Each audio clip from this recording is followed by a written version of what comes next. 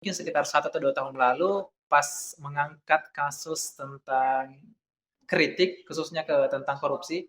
Nah, itu adalah satu, apa namanya, buzzer-buzzer begitu atau Iya. penyerangan. Bentuk penyerangannya Ya seperti lebih apa? ke anu sebenarnya, lebih ke apa, Komentar atau ya apa? lebih lewat mungkin WhatsApp? telepon Oh, telepon sampai berkali-kali, ditelepon? sampai tengah malam ditelepon. Tengah malam ditelepon?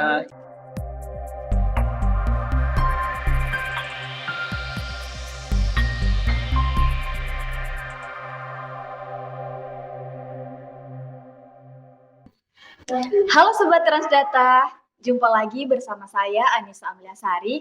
Nah, di episode kali ini sekarang saya ada di Yakupalu. Nah, di episode kali ini kita akan membahas terkait media anakuntar.com. Nah, tentunya di sini saya tidak sendiri, saya dengan teman ngobrol kita ada CEO dari anakuntat.com. Langsung saja kita sapa beliau, ini dia Kak Amaludin. Ya, halo Kak. Ya, jadi sekarang sibuk apa nih, Kak? alhamdulillah kalau ya tentunya juga sibuk di anak unta Sibuk tentunya. di anak untat. Selain itu adalah beberapa hal kesibukan-kesibukan.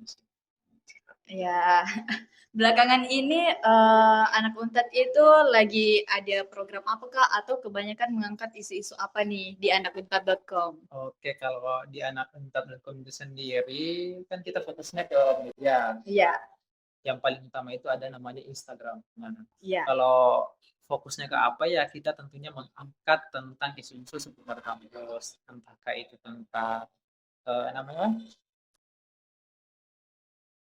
informasi tentang kampus, tentang mahasiswa baru, tentang hal-hal informatif lah tentunya, atau juga bisa sebagai hal-hal lucu lah atau selingan begitu bisa dibuat. Ya. Boleh dong, Kak, diceritain awal mulanya anakuntat.com sampai dengan sekarang bisa besar seperti sekarang. Kok bisa sih begitu? Oke, kalau bercerita sedikit tentang prosesnya anak unta.com sehingga terbentuk Iya, itu sebenarnya awalnya terbentuk di tahun 2013. Tapi itu 2013. ya media yang awal atau pertama kali pada tahun 2013 itu seperti website. Website. Website. Jadi memang anaunta.com itu berbasis website pertamanya. Kalau pendirinya itu ada 2 orang. Ya, yang Ya. pertama itu Kak Satrio, dia angkatan 2012 dan ada juga Kak Edi Otomo, kalau nggak salah juga dia 2012. Nah, jadi memang para foundernya ini ya founder dan co-founder lah, wakil. Ya. Jadi angkatan 2012 itu untuk websitenya. Sedangkan sendiri untuk Instagramnya sendiri yang bisa dikatakan yang paling besar lah untuk saat ini Instagram itu dibentuk mulai pada tahun 2017. 2017. Jadi ada sekitar berapa?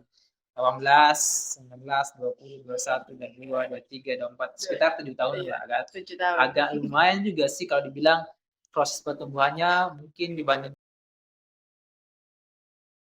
Ya. Sulawesi Tengah itu mungkin agak tidak terlalu cepat lah proses pertumbuhannya. Karena kan yang namanya apa? Kalau kita ingin tumbuh membuat media secara organik memang agak lama. Iya, butuh 7 tahun sampai besar Setuju. seperti sekarang. Heeh. Nah, awal mulanya sampai followersnya itu naik itu dari apa nih, Kak? Dari kontennya atau seiring bertambahnya mahasiswa atau bagaimana? Oke, kalau untuk proses perkembangan atau peningkatan followers itu sendiri sebenarnya dia kalau saya perhatikan ada beberapa faktor. Faktor yang pertama itu ketika ada mahasiswa baru yang masuk, itu pasti otomatis bertambah. Iya. Kadang kalau kita upload seputar informasi tentang mahasiswa baru itu biasa bertambah 1000-an, 2000-an seperti itu.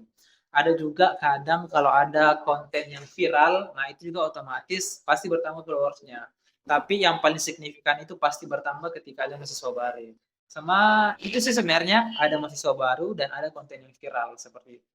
Kadang juga bertambah ketika ya seperti mungkin konten kritik lah istilahnya. Karena memang saya perhatikan di anaunta.com itu ketika mengangkat konten kritik itu agak banyak viewersnya. Tapi di sini kita bukan hanya untuk mengangkat konten kritik, tapi memang konten itu agak disukai lah, bukan disukai sebenarnya. Istilahnya itu hal yang asik untuk Iya. diperbincangkan seperti itu. Jadi mungkin kenapa banyak viewersnya seperti itu. Iya, sebenarnya Kak, anak untat ini, kenapa bisa sampai kepikiran untuk buat medianya begitu? Oke.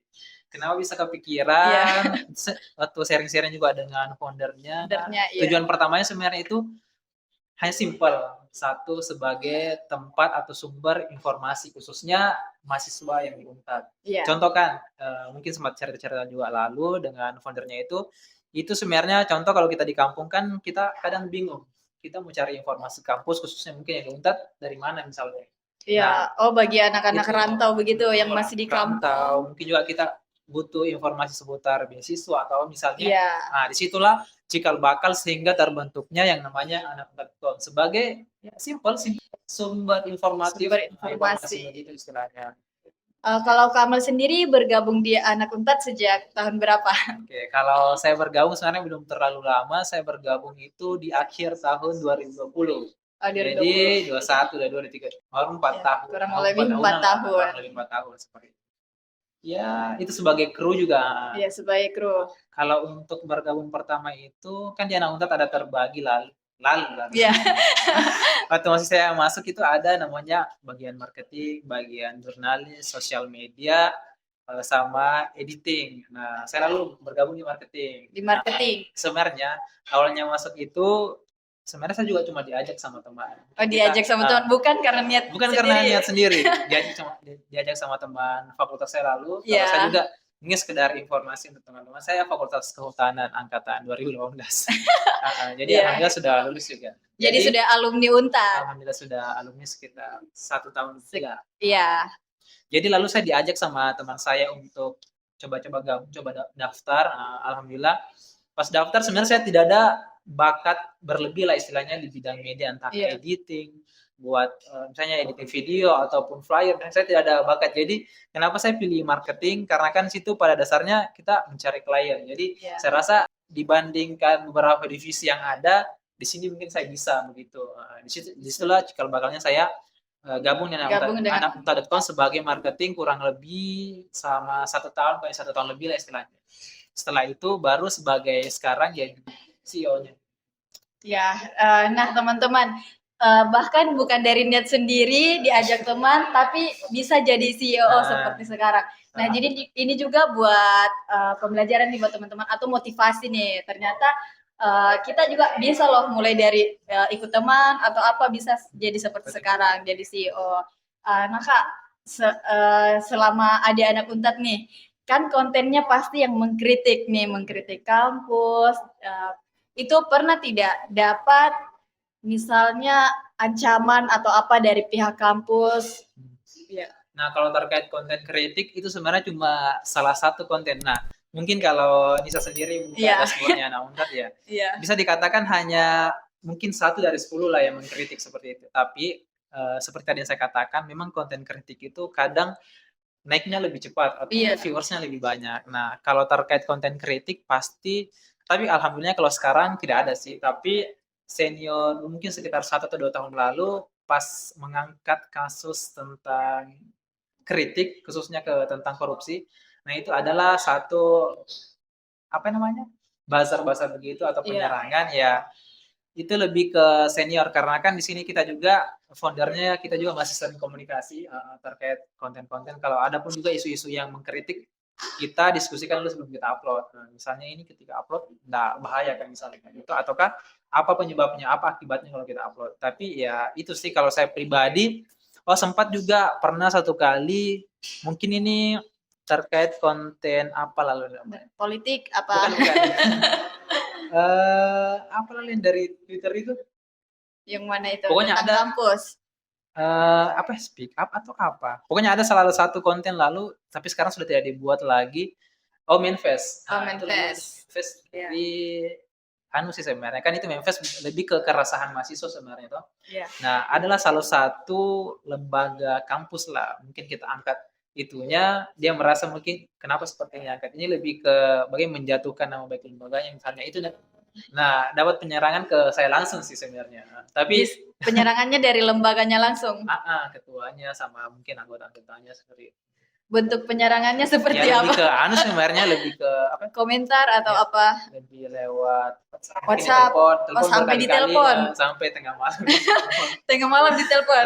Itu lebih ke itu sih sebenarnya kalau hal-hal yang ke fisik alhamdulillah belum ada sampai. Belum ada, cuman berupa ancaman telepon melalui media. Itu sih kalau untuk yang lembaga kampus. Kalau untuk dosen-dosen lalu pas kasus korupsi itu adalah beberapa, tapi kalau ke sayanya ya alhamdulillah enggak sih, cuma lebih Enggak, ke cuma lebih ke seniornya senior. itu karena jujur mungkin kalau orang-orang apa ya, kampus mungkin yang lebih lama, Iya, taunya kalau anak Unpad itu ya si foundernya itu. iya, Itu mungkin kenapa saya agak aman lah istilahnya, kecuali mungkin di lingkungan yang baru sekarang teman-teman saya pasti tahu lah siapa kayaknya yang upload itu. yang upload, iya. Kalau itu seperti yang Kakak bilang dari yang konten korupsi itu, nah pernah seniornya itu boleh ndak diceritain Kak, itu bentuk ancamannya seperti apa? Ataukah ada teguran dari dosennya atau sampai mahasiswanya dipersulit mungkin, adakah? Kalau zamanku ya, zamanku.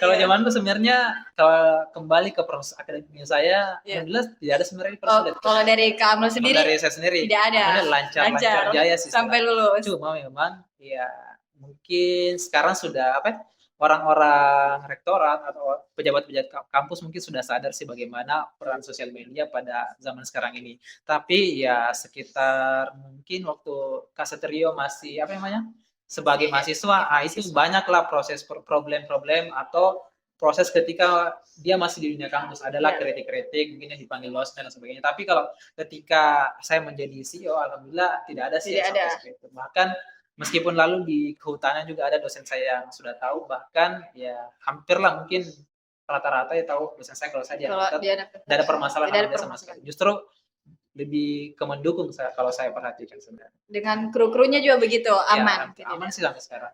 Iya. Nah, jadi di sini kita akan bongkar langsung nih.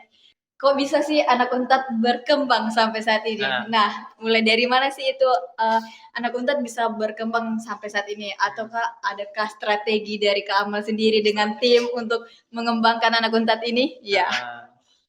Sebenarnya kalau terkait strategi, ya nggak adalah strategi khusus, lebih kayak yang namanya konsisten, itu lebih konsisten tentang mungkin buat konten dan sebagainya. Nah, kalau kita mungkin dalam 1 minggu tidak ada buat konten sama sekali, nah bisa saja apa ya, followersnya berkomentar, "Kenapa anak nonton nggak upload lagi? Apakah sudah mati suri Oh, iya, anunya, iya, iya. krunya atau bagaimana?" Jadi intinya dalam 1 hari itu kita harus ada upload konten lah minimal 1 dalam 1 hari. Jadi konsisten. Kalau untuk strategi ya kita mungkin pikirkan konten apa yang menarik, konten apa yang paling disukai mahasiswa, konten apa yang saat ini zaman sekarang ini lagi hype-hype-nya dibahas seperti itu. Oh, iya. Nah, jadi untuk sobat Transdata, kalau kita mau memulai memang harus konsisten untuk bisa berkembang seperti anak Unpad sekarang ini. Nah, karena konsisten, rutin mengupload, memberikan informasi sehingga bisa berkembang seperti sekarang. Nah, kalau dari Kak Amel sendiri, pernah tidak Kakak kalau misalnya Kakak upload konten nih, nah ada komentar-komentar negatif begitu. Nah, itu sering tidak Kakak terima komentar dari netizen? Iya. Kalau terkait mungkin buat konten kita upload, Iya. komentar negatif pasti selalu ada istilahnya. Iya. Entahkah itu kontennya apa ya namanya, informatif, kontennya tentang edukatif, ataukah mungkin kritik, pasti ada yang tidak suka lah pro dan kontranya istilahnya seperti itu. Jadi ada yang setiap juga saya biasa upload ataukah kru-kru lain upload, saya perhatikan misalnya konten ini bagaimana tanggapannya atau respon-responnya followersnya anak Unpad. Apakah bagus semua, apakah mendukung semua? Ya tidak tentunya, pasti ada yang mengkritik ya. Kalau ada mengkritik saya tidak, palingan saya cuma baca saja, oh ternyata begini, mungkin kita kedepannya harus lebih baik.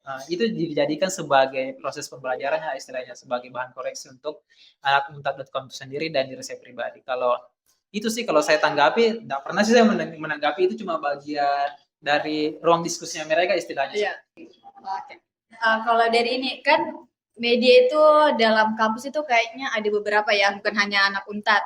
Nah, bagaimana Kak Amal menyandingi nih persaingan antar media ini ya? Bagaimana Kak Amal tetap lebih aktif nih ceritanya ya gitu? Oke, kalau terkait persaingan Iya, khususnya media persaingan. yang ada di Unpad, nah kalau kita perhatikan sekarang itu yang paling aktif sih ya tentunya akun Mas Unpad sama Iya, Anak.com. Sebenarnya kita tidak bersaing dengan Mas Unpad, kita jadikan juga sebagai sumber referensi lah istilahnya. Karena kalau ada hal-hal informatif yang Mas Unpad upload, kita upload juga di Anak Unpad karena terkadang tidak semua mahasiswa itu langsung iya. lihat kalau di Mas Unpad. Jadi biasa kita upload ya sebagai Sebagai perpanjangan informasi lah. Jadi Iya, memang kalau Humas Unpad kita nggak jadikan sebagai saingan lah. Cuma kalau iya, mungkin dari followers ya, ini sudah mendekati lagi nih apa iya. ya, banyak lagi followersnya kita. Iya. Lalu mungkin ada sempat apa juga kok aku namanya Hai Unta, tapi Iya. kalau saya perhatikan sekarang udah agak vakum lagi istilahnya atau jarang upload. Kalau yang lain sih tidak ada sih sebenarnya, kecuali mungkin kalau kita basisnya di Palu atau Sulawesi Tengah ya justru ini banyak sekali saingan. Nah, Iya. gitu. Kalau dari krunya sendiri Kak itu banyak atau sedikit Kak? Soalnya kita cuma tahu anak Unpadnya tapi krunya itu tidak terlihat begitu. Siapa di balik anak Unpad? Kalau krunya sebenarnya enggak terlalu Tidak banyak banyak. istilahnya. Ya kalau dihitung itu enggak sampai 10 sih dengan saya. Iya, Ya, cuma mungkin fokusnya sekarang lebih ke sosmed ke saja. sosmed. Lebih ke produksi konten, lebih ke pembagian tugas mungkin yang ini buat konten apa sih di bulan ini misalnya begitu. Begitu sebenarnya. Karena memang adalah perubahan-perubahan kecil yang terjadi di anak Unpad ya tentunya seperti tadi yang Anissa tanyakan ya itu salah satu strategi mungkin untuk mempertahankan anak Unpad. Jangan mungkin vakum istilahnya begitu. Iya. Jadi kita harus memikirkan langkah-langkah apa sih yang harus kita lakukan agar si krunya ini ataukah saya sendiri tetap semangat di anak Unpad seperti itu.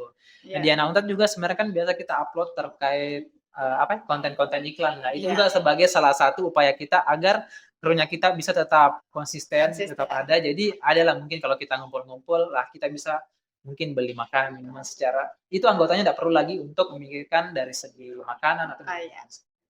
Oke, nah Sobat Transdata, jadi buat teman-teman yang ingin memulai misalnya, jadi seperti tadi yang Kak Amal bilang bahwa kita harus tetap konsisten, tentunya juga dan jangan sampai vakum ya, kalau kita mau berkembang tetap konsisten. Nah terakhir nih Kak, pesannya nih untuk teman-teman media di luar sana ataupun untuk mahasiswa, ya silahkan Kak, closing. Oke, kalau Ya. mungkin dari pesan dari saya untuk teman-teman mahasiswa ataukah mungkin yang mau berkecimpung di bidang sosial media ataukah sebagai content creator. Ya, jadi pesannya itu ya teman-teman harus tetap semangat meskipun hal apa yang kalian pilih itu insya Allah kalau memang kalian merasa ini jalan saya, ini bidang saya, kalian harus tetap konsisten, tetap lakukan meskipun terkadang di tengah jalan kita merasa bosan, kita merasa jenuh, itu merupakan suatu hal yang pasti kita lalui. Jadi teman-teman harus tetap konsisten. Nah ini juga kalau untuk teman-teman mungkin yang sebagai followers anak Unpad, ya jadikanlah juga itu konten-konten kita upload sebagai sumber referensi. Nah kalau memang ada hal-hal yang tidak sesuai, silakan teman-teman juga sampaikan bisa melalui kolom komentar ataukah mungkin bisa DM langsung. Jadi segala kritikan, saran, insya Allah kita pasti selalu terima. Dan satu mungkin kalimat ya insya Allah semua yang kita lakukan ini tidak lain tidak bukan hanya untuk kebermanfaatan untuk banyak orang. Ya, luar biasa sekali ya. Jadi ini tidak lain hanya untuk supaya bisa bermanfaat untuk orang lain ya, menyebarkan informasi. Iya, bermanfaat sambil mungkin ada penghasilan sedikit. Iya. Nah, itu tadi bincang kita dengan CEO Anakusa.com bersama Kak Amaludin ya. Terima kasih Kak sudah hadir bersama kami di podcast Gemilang ini. Ya, dan juga terima kasih kepada sponsor kita yang telah menyediakan kami tempat ini di Yaku Palu. Terima kasih kepada sponsor. Dan buat teman-teman jangan lupa follow akun Instagram Transdata dan juga jangan lupa follow akun Instagram Yaku Palu dan juga anakunta.com. Nah, buat teman-teman juga jangan lupa follow TikToknya Dan jangan lupa like, komen, dan subscribe YouTube kami. See you teman-teman.